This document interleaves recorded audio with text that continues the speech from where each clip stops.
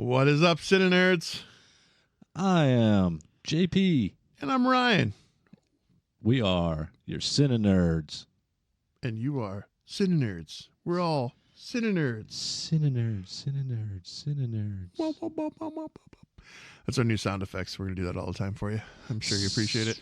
So, CineNerdsPodcast.com. Go check us out. You can check all of our new episodes out. You can check reviews. You can check written reviews. You can check all of our links there to our Apple Podcast, to our Spotify, to our shop where you can order a nice little hoodie, t-shirt, sticker, whatever you want to get. And if you guys are feeling spunky, whatever, share that website, share our socials, share whatever you got. I think I repeat this all the time, but you guys know artists can only persevere if they have support of those who like what they're doing. So if you guys wouldn't mind, it's the easiest thing in the world to do. Just hit that share button and let everyone know about us. And, be sure to go write a review on our Facebook, on our Apple Podcast. He's asking too much now. It's out of control. Out of control. Just share the shit. Share. So, what are we doing today, Ryan? We are doing something that I think all of you guys might be interested in. This is the most anticipated movies of 2025. I'm excited. I am beyond excited. There's a lot of there's a lot of films, mainstream films I'm excited for 2025. There's some lesser known ones I'm pretty hyped about as well. So I've got a lot of honorable mentions, but we're going to talk about our top 5 that we're most excited. We're going to give you some honorable mentions. Well, I didn't mean to interrupt you. Sorry, but I was just going to say I'm genuinely curious about this one because this is one of those top 5. JP and I try not to talk to each other about this. We don't say anything until the episode's happening, so you guys see legitimate responses and see. But I'm curious to see if we have any of the same crossover in this episode. Yeah, so. I feel like we probably will. If not, I feel like even if you have something on your list, I feel like it's probably going to be in my honorable mentions. Maybe. Or vice versa, maybe. Possibly. Okay. You want to go first? You want me to go first? We're going to rock, paper, scissors again. Let's rock, paper, scissors this shit. Remember, it's rock, paper, scissors, shoot. I got you. Right. Rock, paper, scissors, shoot. Yeah. You win these every time. I don't know about every time, but usually we tie for like 4 or 5 before one of us wins. So I'll take the win. Go ahead, start. All right. So my number 5, and I'm a huge fan of the original. It's a remake, and you're looking at my list. I can't see it. Yeah.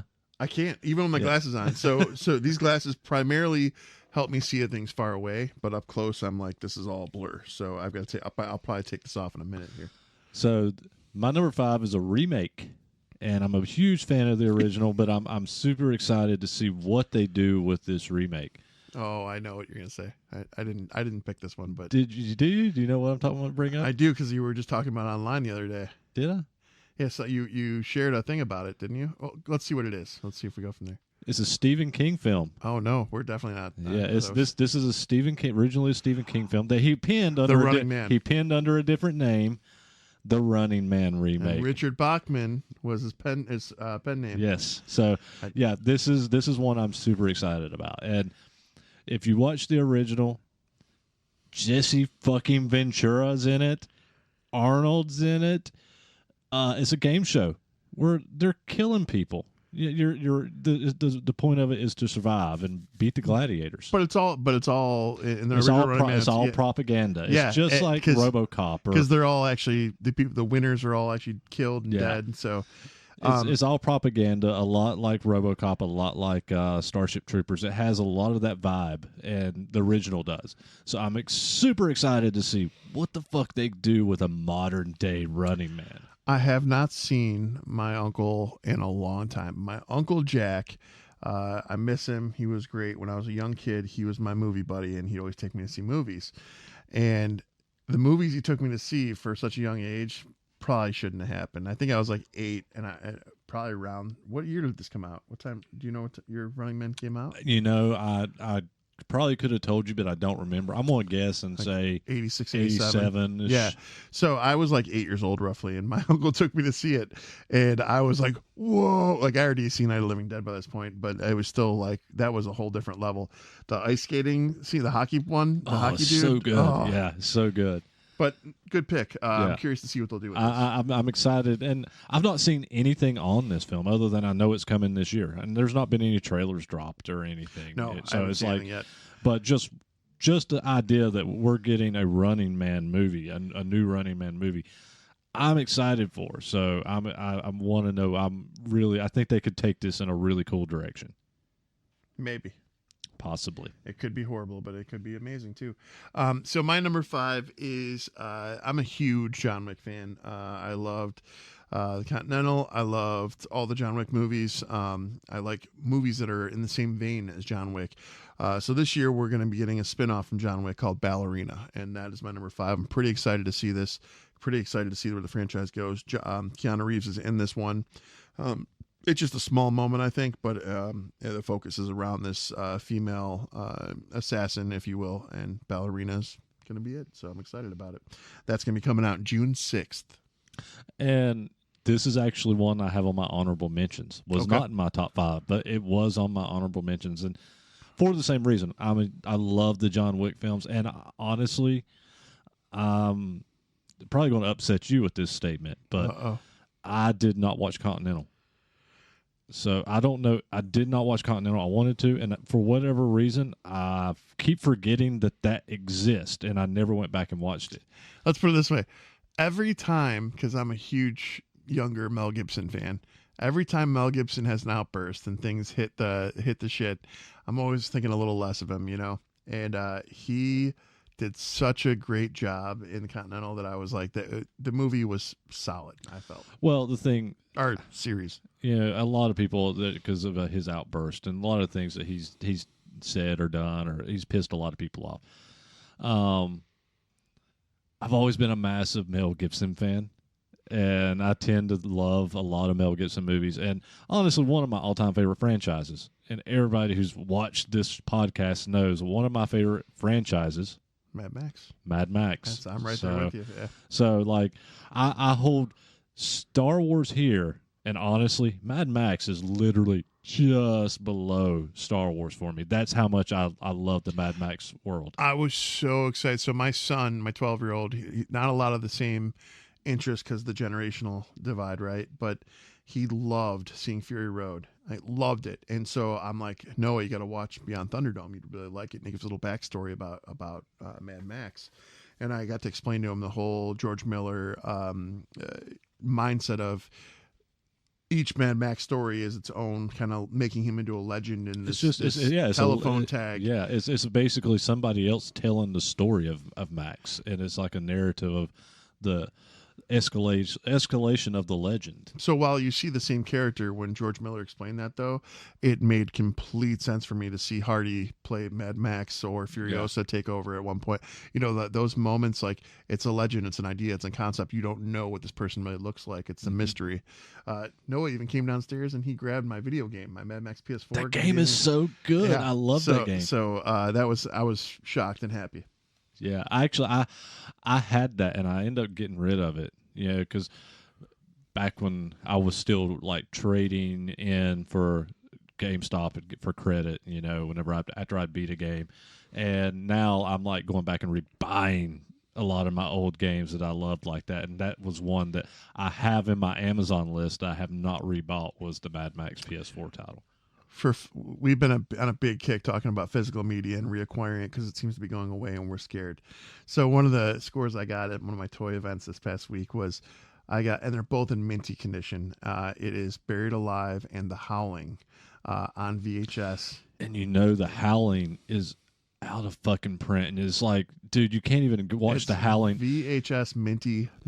The thing with The Howling, you can't even watch it on streaming. You can't buy it on streaming. Well, not on streaming, but I found a decent price for The Howling 1 through 3. Yeah, Blu-ray. You can find the Blu-ray. The Blu-ray, I believe, is out of print right now, though, because I think there's some kind of licensing issue with that film right now.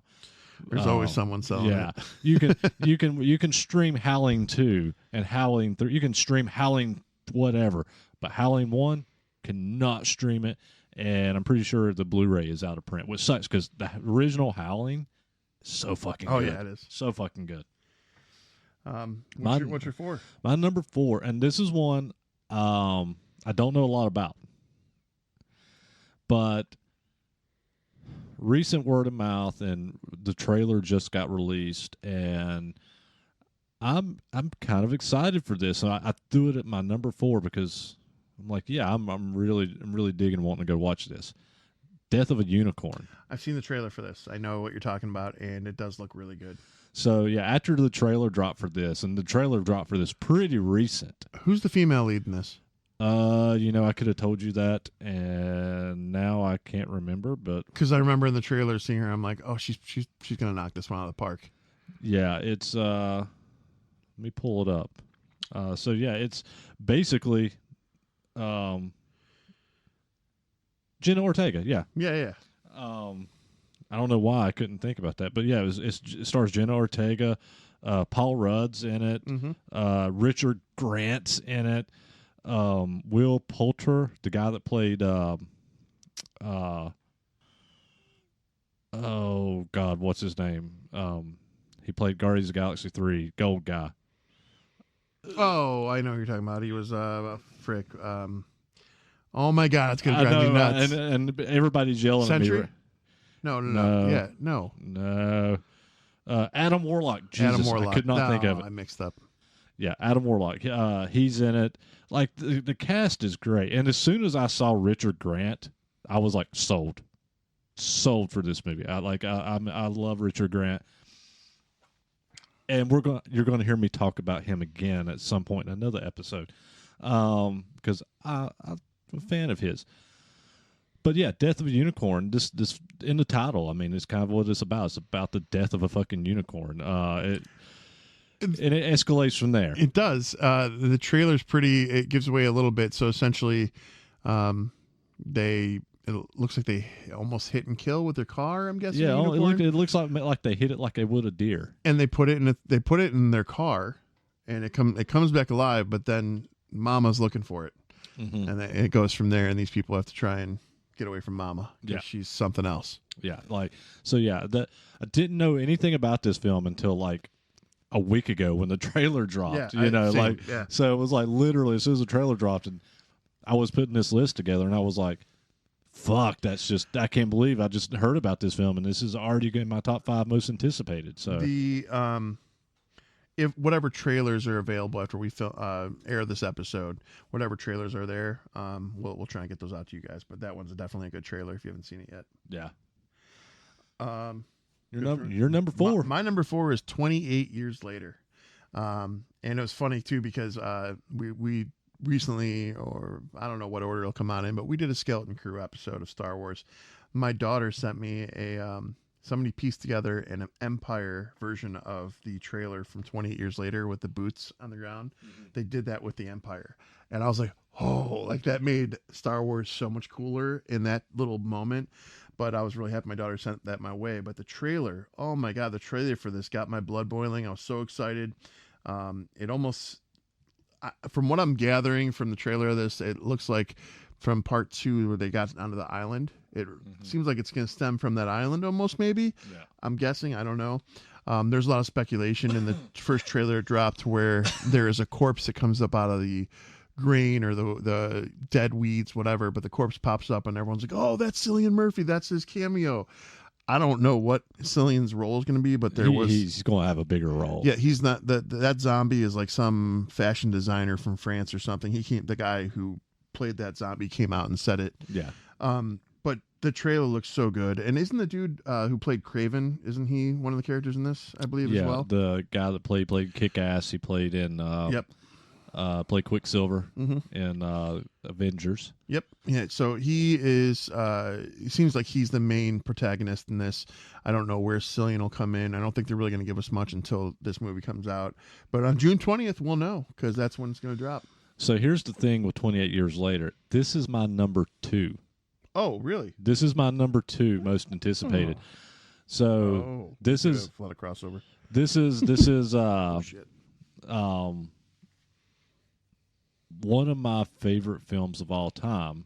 It's definitely within probably the top 5 or top 10 of all time films for me, which was 28 Days Later. So 28 years later, I'm fucking excited about.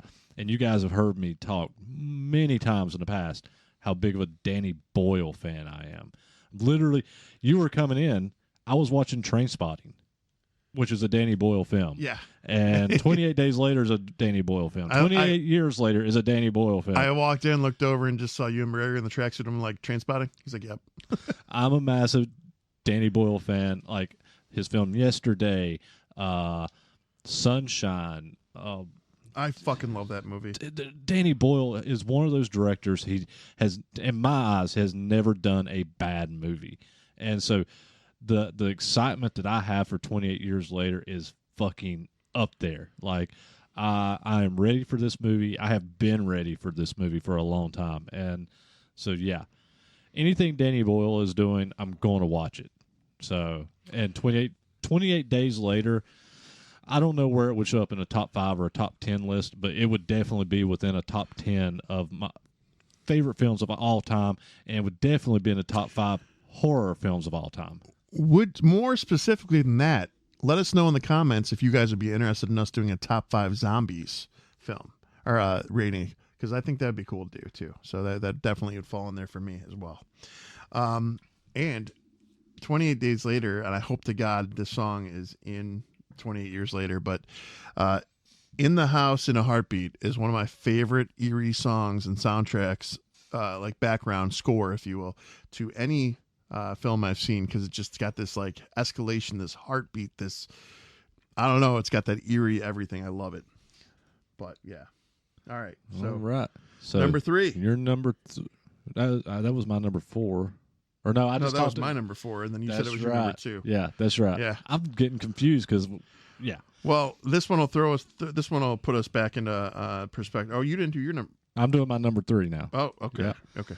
So my number 3,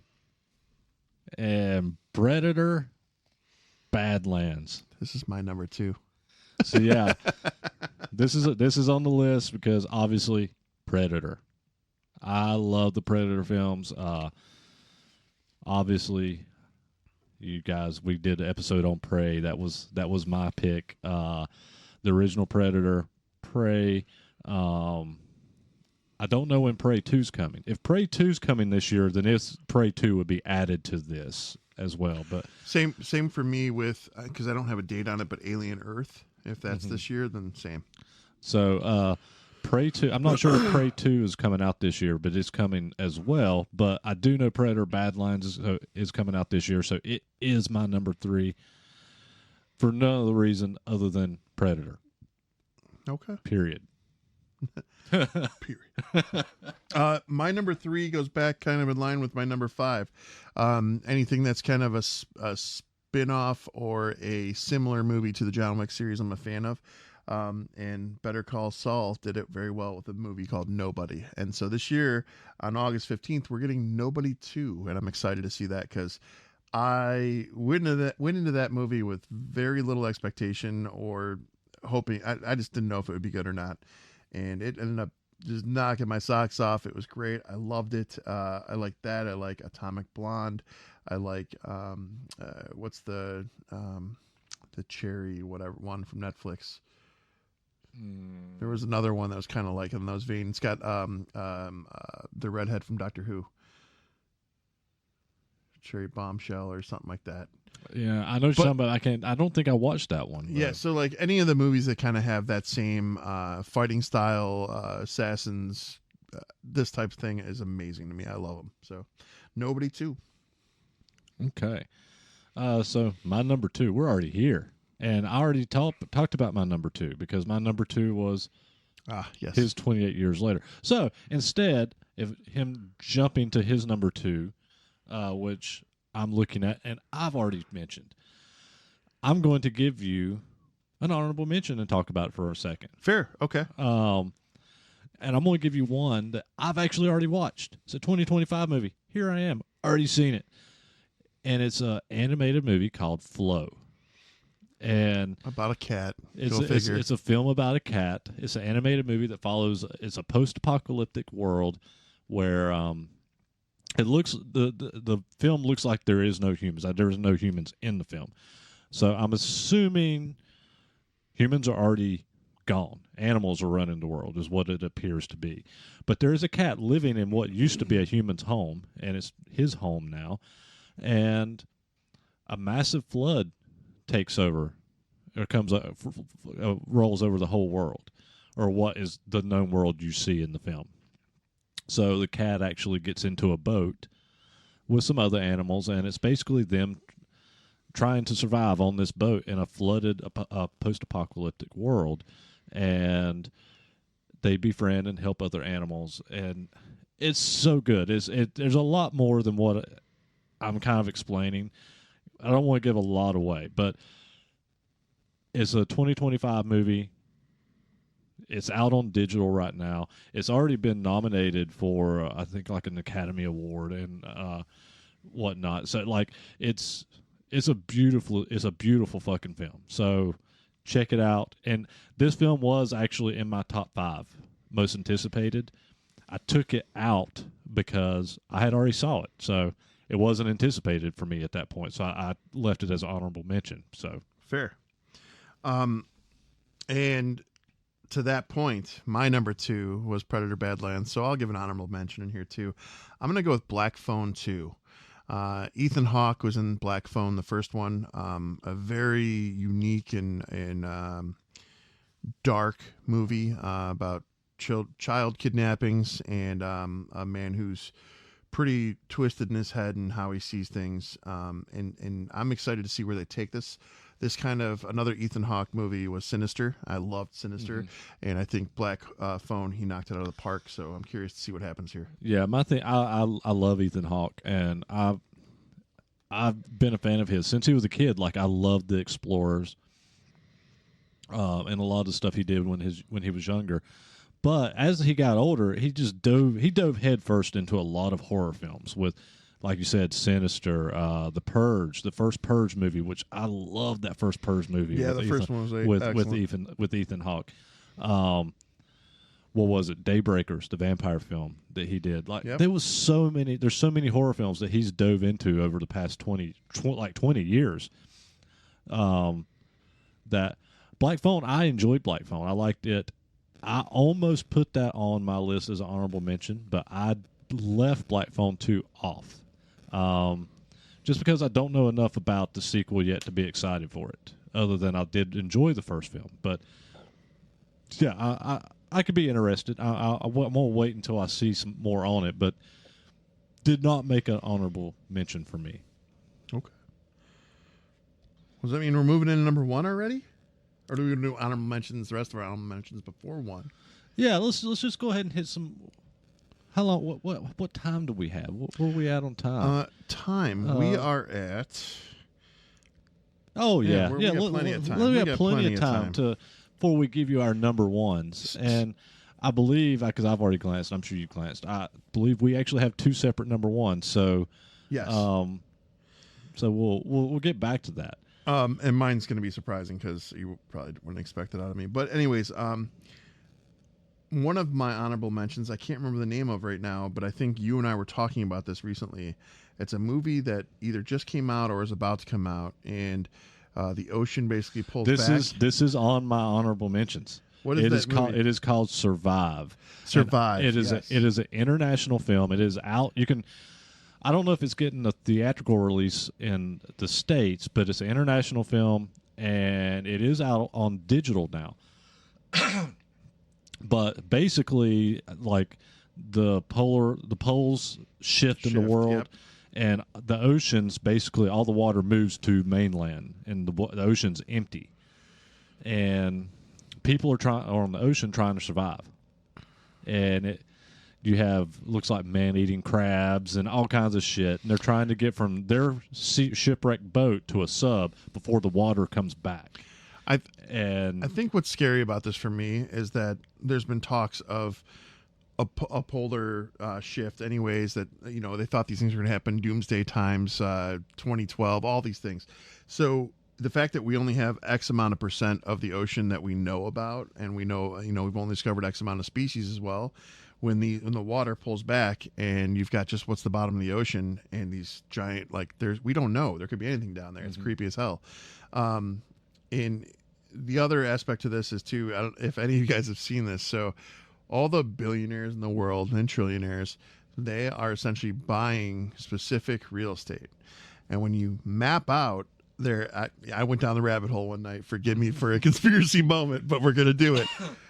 They map out basically all of the areas of real estate that these billionaires have purchased. And when you put the doomsday map over this, where all the water will go up to, it basically leaves just the land areas these billionaires have purchased. So it's kind of creepy.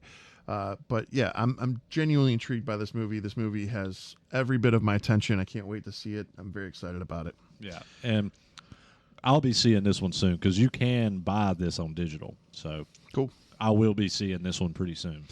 Do you want to go back and forth, or do you want to just lay them out? Well, I'll kind of do a little bit of back and forth. All right, go ahead. I think this one's not going to be a surprise for some people that I'm excited about. This is going to be kind of more of a mainstream one. Karate Kid Legends. I have it on my list. I'm super excited for Karate Kid Legends. How are they going to do this? Well, the trailer's already been released. I know the trailer's released, and it confused me even more because Jackie Chan's in it.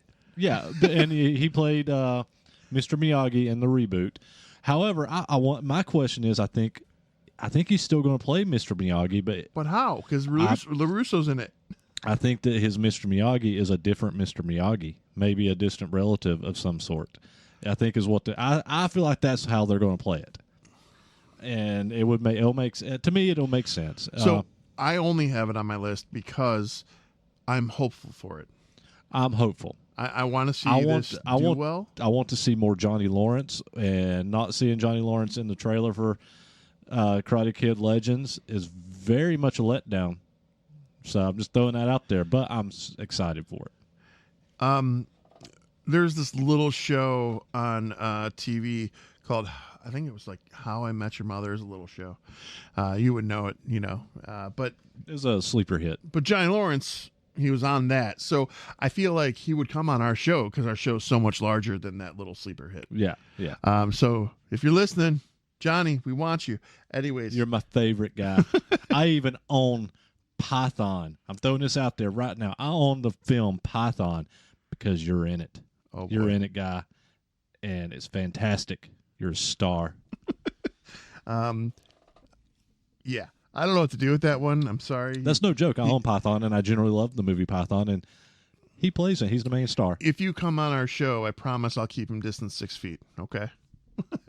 Because he just got fair. creepy. It's fair. It's fair.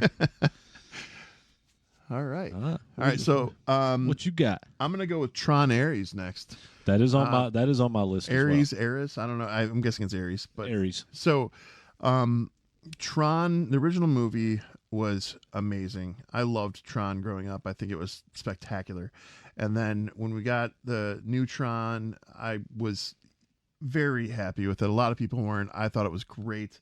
I thought it gave all the right nods, did all the right things it needed to do. I was pleasantly surprised. So the fact that we're getting another one, it makes me really happy because I thought that was getting shelved and done. So just happy to see that happening. It's on my honorable mentions because I love Tron. I love the second Tron. My thing with Tron though is I feel like Disney kind of gives up on this series, and then all of a sudden, let's pull Tron back out. Let's try again with Tron. Willow. Yeah, Willow. Yeah. So Tron, to me, could have been so good, and I was so excited for the setup that they left us hanging with after the last film, for them to scrap it and to leave us hanging for over 10 years now, and so that is why Tron is actually in my honorable mentions and not in my top 5, is because of Disney fucking me on Tron. Fucking me on Tron, and I'm mad about it, but I'm excited about it. So I'm I'm going to watch Tron Ares because I love Tron. Fair. You got any more? I got a couple more. I got one more. Okay, go ahead. No, you're next. Oh, okay. Mine. Well, I've got a couple more, but let's see. I'm going to do a little bit of a two-parter because I feel like they coincide with each other, but they're two separate films. Del Toro's Frankenstein. I haven't seen it, or I haven't heard about it. Yeah, it's Del Toro is doing his version of Frankenstein. So, I mean, everything he does directing wise. I mean, you got Pan's Labyrinth, you got Hellboy, you got all these great films that he's done. I'm excited to see what he does with Frankenstein. You got to say the first name, man. I was thinking Benicio del Toro was going to be Frankenstein. I can never pronounce it, so I also always I can't pronounce it. Yeah, either. see that's why I just say Del Toro. So I am super excited to see what he does with Frankenstein. The two-parter on this though is the movie coming out this year called The Bride. You seen this one? No. This one is on Frankenstein as well. It's called The Bride. Christian Bale is playing Frankenstein, and it's about the bride of Frankenstein. And wasn't Christian Bale Frankenstein at one point and something else? He might I don't have been. remember. I thought he might have been. Maybe. This movie, so the whole Frankenstein thing, I'm actually pretty excited about. Yes, we got Wolfman this year. I was not excited. It's in the theaters right now as we're filming this, and I was not excited for that new Wolfman. I loved the last remake of the Wolfman, which we talked about on our remake episode. Actually, you wasn't on that one. It was me and Rick. That's when Rick came on. Yeah. Go ahead. So on that episode, me and Rick had talked about. It's so weird. I don't even feel like I've missed an episode. And I had a lot going on that week. And me and Rick did the remake episode, and I had talked about the Wolfman that came out with Benicio del Toro that I loved. So I'm not excited about the new Wolfman, but with the Frankensteins and the Bride, I'm really excited for those. All right. My last honorable mention, there's a couple more I could probably pull out, but as Megan 2.0. And the reason why I chose this and put this on the list is because I did enjoy Megan. It took me a minute to watch it, but when I finally got around to it, I was like, this is pretty cool. But then somebody that we all know, JP, convinced me to watch the Child's Play or the Chucky series. And I'm watching the Chucky series, and there's a moment where he flipped through the channels and he sees the movie Megan on, and he's watching it, and he's, she stole my moves, does that whole thing, and I'm like, this is great. So like, there's been talks and people like toying around the idea of bringing those two together, a Megan versus Chucky type thing, and I'm here for it. So I like these kind of crossover things, and I don't know if that's ever going to come to fruition, but we won't know until we get more of movies like this, like Megan 2.0. So yeah, and Megan, I enjoyed the first one, and especially considering it was a PG-13 movie. So I mean, for what you thought it would have been a rated R, but yeah, I'm going to throw a curveball for my last one that I have listed. This is your number one, or no? This is just my last honorable mention. I'm going to throw a curveball. Freakier Friday. What? I'm excited to see.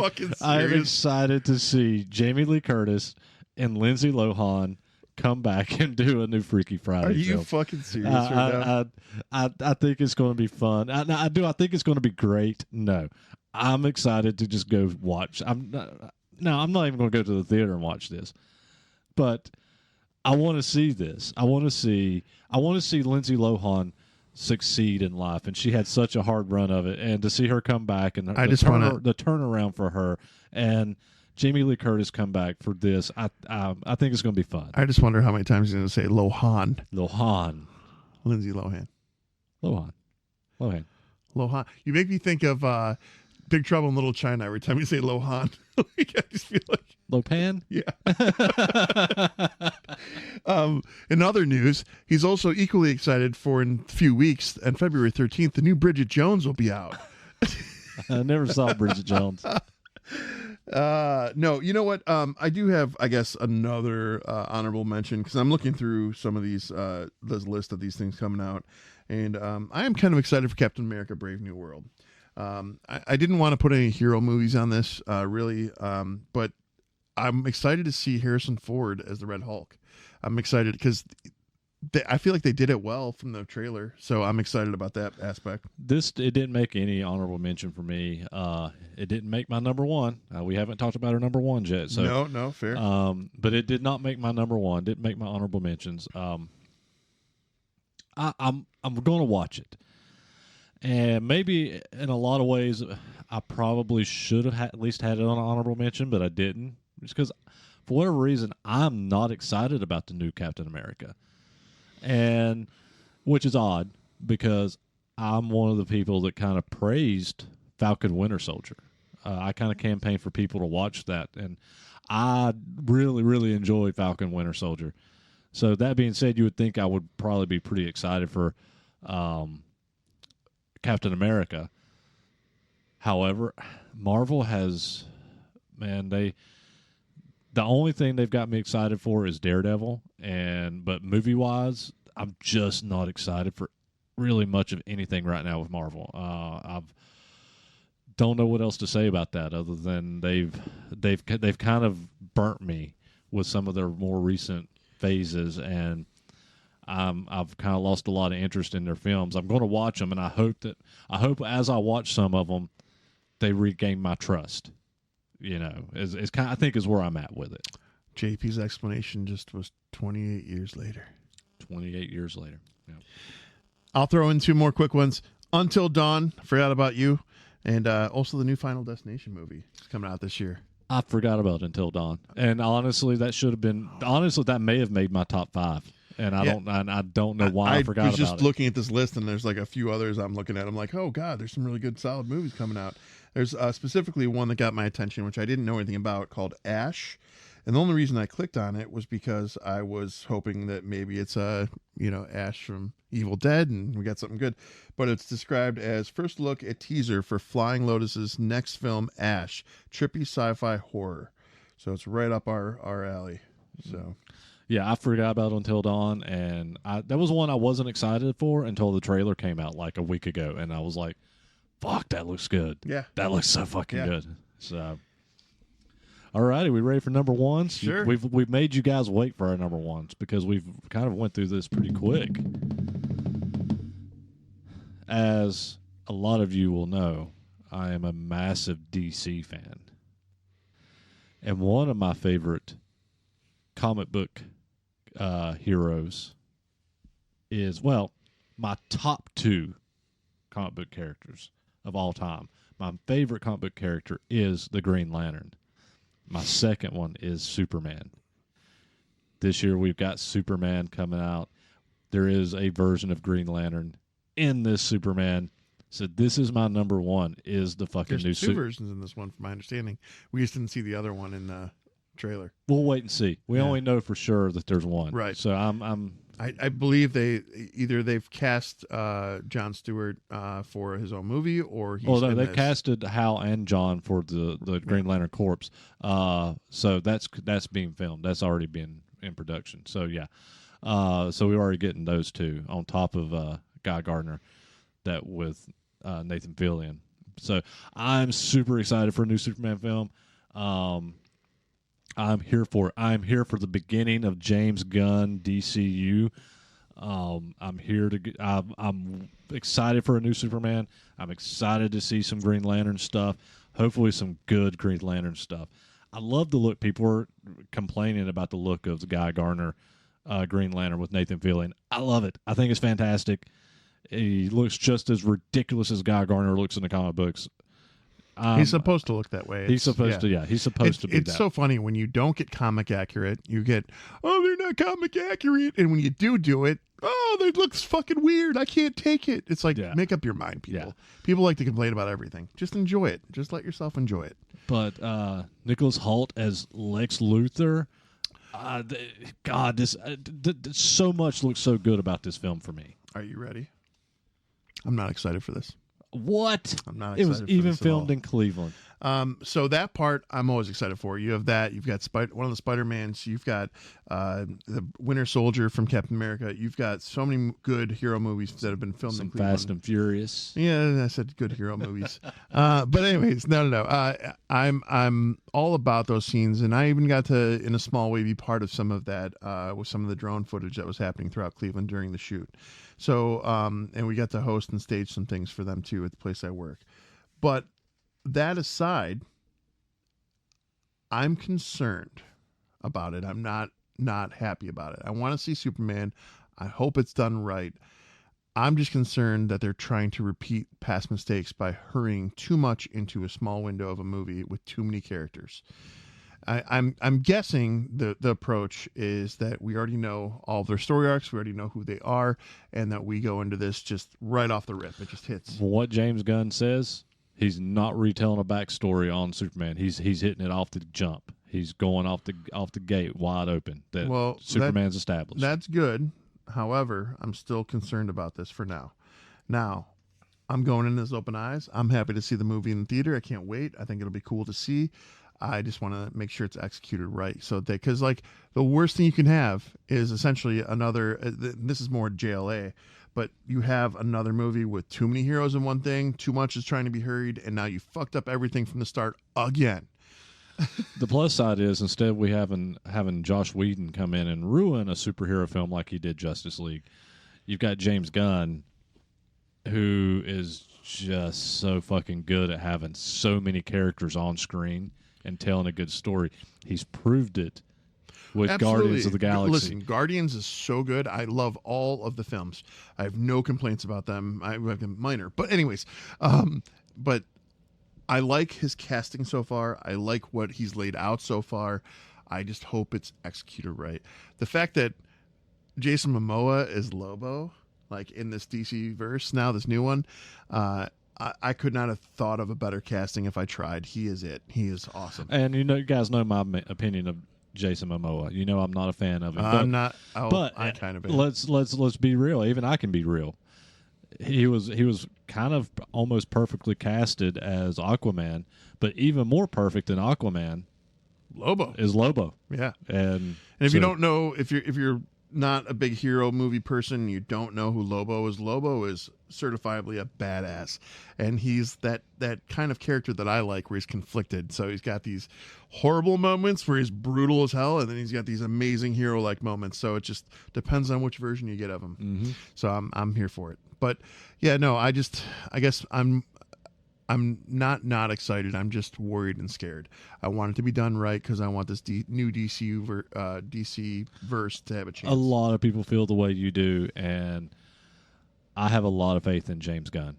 Okay. And a lot of people have heard me say this multiple times. I'm a massive James Gunn fan. I've been a fan of his since, I've got one of his vinyls behind me with Romeo and Juliet. He wrote Romeo and Juliet. Like, I've been a fan of his since he worked for Trauma Films. So I have a lot of faith in James Gunn. You know, not just because he did Guardians of the Galaxy, because I'm a massive fan of everything he's done between the Trauma stuff, between stuff like Sliver, the film Super, then you get into the Guardians, then what he did with Peacemaker and what he did with the Suicide Squad sequel.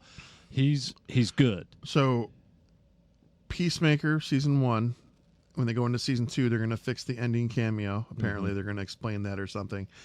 And Peacemaker season 1 and the Creature Commandos will be part of this new DC thing. Yeah. So I did enjoy Peacemaker season 1. I don't know where they're going to go from there, but I did enjoy it. And that, to me, that's James Gunn taking not even a B comic book character, taking like a C, D, or F comic book character like and making nobody him great. Yeah. So, yeah. I guess we didn't see that coming. I see what you did there. Or you don't see. Or I don't. Oh, John Cena. Can't see me. All right. My number 1. So my wife and I really geek out in these films. And I have not seen any trailers or anything about it. I don't know anything about what's going to happen, but it is supposedly the final in the series of the Conjuring movies. It's called Conjuring Last Rites. It's supposed to come out September 5th, later in the year. I, for one, am super excited about this because I had a crazy experience at the Amityville house, which I'll share for another time, or save to share for another time. And we went there directly, and a lot of what was happening in the Conjuring series seemed to be leading towards Ed and Lorraine going to the Amityville house, or I don't know if it's already happened. I don't know. I hope that's the path they go. But in any case, seeing closure come to the series and will be cool. I'm excited for it. So here's the thing. I'm not. Just like you were on the fence about Superman. Yeah. I'm not a Conjuring fan. And really? They're really good. Not a Conjuring fan. Well, here's the thing. I watched the first one when it first came out, and it just wasn't for me. It wasn't the kind of horror that I like. Obviously, people know the horror that I like. I like fucking shitty fucking horror, or I like comedy horror. I just if it's a serious horror film, it has to be something that I gravitate to that really pulls me in. Kind of like Dr. Sleep. Like Dr. Sleep, that pulled me in. The Exorcist pulls me in. The Conjuring, when I first watched The Conjuring, it just annoyed the shit out of me. I get some of the jump scares were really good in this film, and I agree that I can see why a lot of people love the series. I never gave any of the other films a chance because I just was not a fan of that original one. Now, since then, since I met my wife, and she's a massive Conjuring fan, and so she has either murder docs on or horror films 24 hours a day, every day, year round. So, but her go-tos, if she doesn't know what to put on, is always a Halloween film, a Conjuring film, or a Scream film. So I have seen all these Conjuring films since then throughout the years. And the thing is I don't know what sequence I've actually watched any of them in, because I've literally came in and watched them because she just has them on. Now, are you talking about just the movies titled Conjuring or the spinoffs from all of them? So I have seen all of them, but I don't know what timeline I've watched them in and what. Well, I can tell you the order you're supposed to see, but I wouldn't know. I still wouldn't know. But I have seen them, but I'm just not a big fan. There's some that I've watched. I've been okay. That one was all right. Oh, that one's okay. But I don't even know which ones they are. I think that's the reason why I'm so ingrained in this, is because they do such a great job at conveying the story and keeping the story relevant, all tying it in. So like you've got obviously Annabelle. People have seen Annabelle. That came from this. The Nun and La Llorona. Basically, those are all tied into the Conjuring and universe. And the way that they execute these, to me, is pretty brilliant.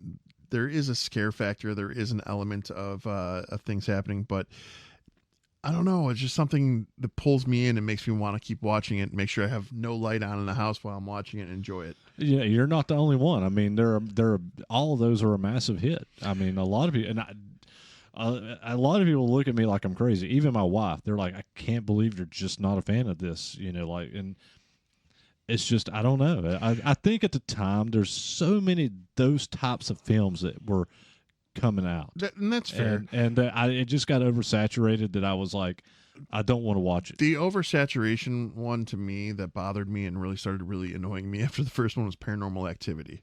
Those ones annoyed the shit out of me. Yeah, I watched all those, and the only one I didn't like was the last one. But yeah, I had fun with them, but I get it. No, I think I would have enjoyed it better if it wasn't cam footage. It's hard. It's hard to watch those. I put those off because after they got really popular, I was like, I never watched any of them, and I was like, I don't get it. I don't get the cam footage. I don't get why these are popular. And it's been in recent years, I maybe the past 5, that I finally was like, you know what, I'm gonna watch these. I want to know what the hype is. Why are these so fucking popular? And so I started at the beginning and just started watching through. And man, I enjoyed them. I like the first 2 or 3. I was like, man, these are good. But now the last one, I can't remember what it's called now, but that one I didn't care for. I was like, man, this is stupid. This sucks. I don't care. But yeah, I actually enjoyed those for whatever reason, and I didn't think I would.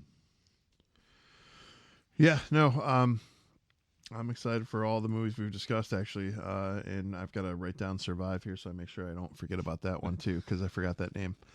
But, yeah, I think we've had a good run here, and I'm excited for 2025 in film. Yeah. So and this, and mind you, sorry, this list that we have is pretty much pulled off of what's just online, like the level of and the number of independent film that we'll see come out this year. It's going to bring so much more to the table. So this is just the beginning, and we'll do a follow-up episode on this towards the end of the year. yeah, I mean, we'll have our year-end review, and I think whenever we get to our year-end review, let's see if any of these films come back up. Hopefully in a positive way. And yeah, it could be in a negative way. I may be talking about, guys, I'm sorry about Superman. I don't think that's going to happen, but it's crazier things have happened. Just saying. All righty. We're going to call it a night, I guess. Yeah. So remember, CineNerdsPodcast.com. Send your suggestions, and thanks for putting up with us. Cheers. Later.